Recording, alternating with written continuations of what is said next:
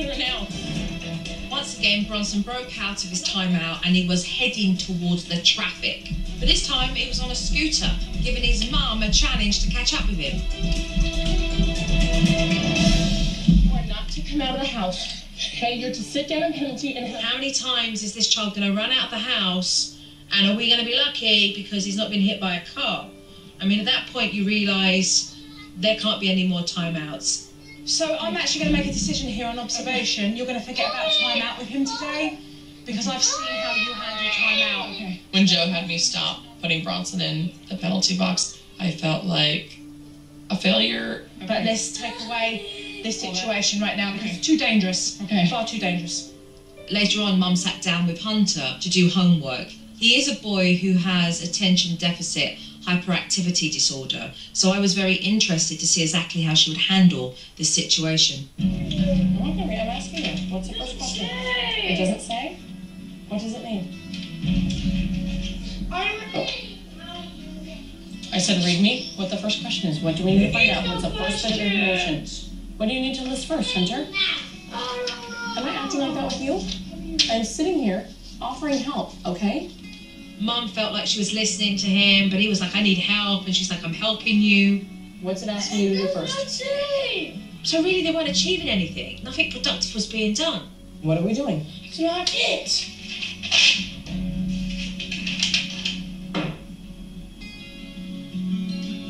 I could see that Mum's life right now is completely exhausting for her. I did have a chance to talk to her on the front lawn, and she's paying a high emotional price for this.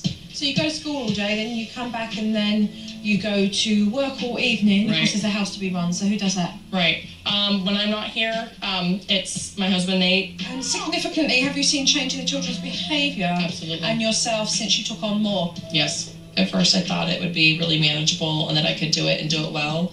But as time's gone on, little things have started to give. It's frustrating. I don't feel like myself. And, you know, with the kids, it's like, it's just a lot. So. And personally, does that bring on mood swings and irritability and... It's hard, you know? It's like, you have to be the best person for yourself in order to be the best for them. And, like, this is the most important job I have, is their mom. And right now I feel like I'm just setting them up for failure. Mum's dealing with work, family, school. With so many commitments, she's hanging on the edge. It's not going to be long before she ends up falling off. As we finished our talk, Dad arrived home. This is my husband, Nate. Yeah, this is. Hi, Nate. Hello. Pleased to meet you, Joe. Nice to meet you. And just like millions of other American homes, it was time for a shift change. With Mum heading off to work, Dad started to get dinner ready.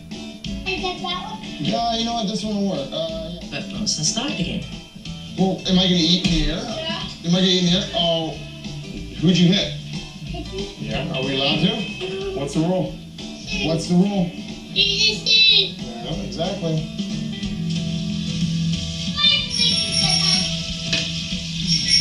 At a time.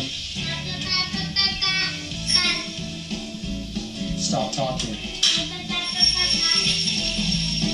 Every time Bronson opened his mouth, he had another 3 minutes, another 3 minutes. We were watching the penalty box with Bronson in it for over 45 minutes, which was absurd, really. I mean, this is a boy who's 3 years old. Should have taken 3 minutes.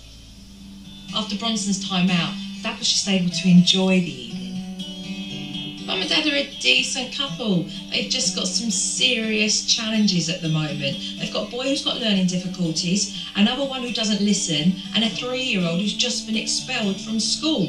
And they need a little bit of help. It's been great actually to watch you tonight with the boys. Okay. What I am looking forward to tomorrow is actually sitting down and having a family meeting. I'm really looking forward to it. I'm definitely anxious for to hear what Joe has to say. Both nervousness and excitement.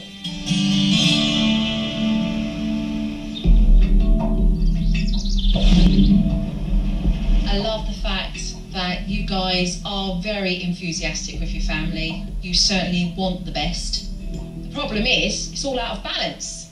Very much so. Let's talk about something very pressing, and that's safety. Yesterday, I told you, let's not do timeouts. Right. For me to say that, that's pretty big, because timeout's necessary. Right. If you know me, you know you need consequences and discipline. But when I was faced with little Bronson running out, and yesterday he was extremely close to that main road out there. That was seriously dangerous. Isn't an excuse, but in Bronson typically he hasn't gone that way, and then he'll get a smack on his bottom, and I'll tell him you cannot, in a big voice, you cannot cross, But it's how you're saying it. You don't have to be aggressive. You have to be assertive. You have to recognise that that's a danger zone, and by no means is that acceptable.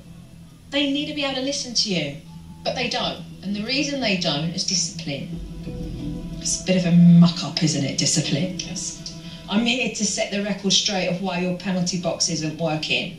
You guys do not give your children a warning, so you never allow them to think for themselves and to make choices for themselves that then allow them to be accountable for their consequences. Yeah, that makes a lot better sense. The second situation here is that when they're in the penalty box, if they just move an inch out of the little square that you give them, you place them back. So of course, the time escalates again and escalates again, so you guys go around in circles. To the point that you then become inconsistent. And when you're inconsistent, the message the boys get, today you may stick to your guns, tomorrow you might not. So we do need to tweak the discipline, and we'll do that with your penalty box because it's there and it's in place, but we'll use it properly. So let's talk about homework, because homework is like a big black cloud in this house. It rains every day when it comes to homework. We're dealing with Hunter, who you've told me has been diagnosed with ADHD. So you know that. You get agitated, you get frustrated. He needs a mature parent around. I mean, yesterday listening to you at the table, and I do help you. What do you mean I don't help you? It's not about that. It's about what can I do to help. I'm all about getting busy and doing some work. But obviously I can't do it by myself. I need two parents who are willing to put that work in. So do I have two guys on board? Oh, you're right. All right, because you've got 3 children that desperately need it. That's fine. Okay, thank you very much. Thank you. Coming up on SuperNanny. Place him into the penalty box. Joe learns not only can Bronson say it, he can spray it. Stop spitting at mommy. When SuperNanny returns.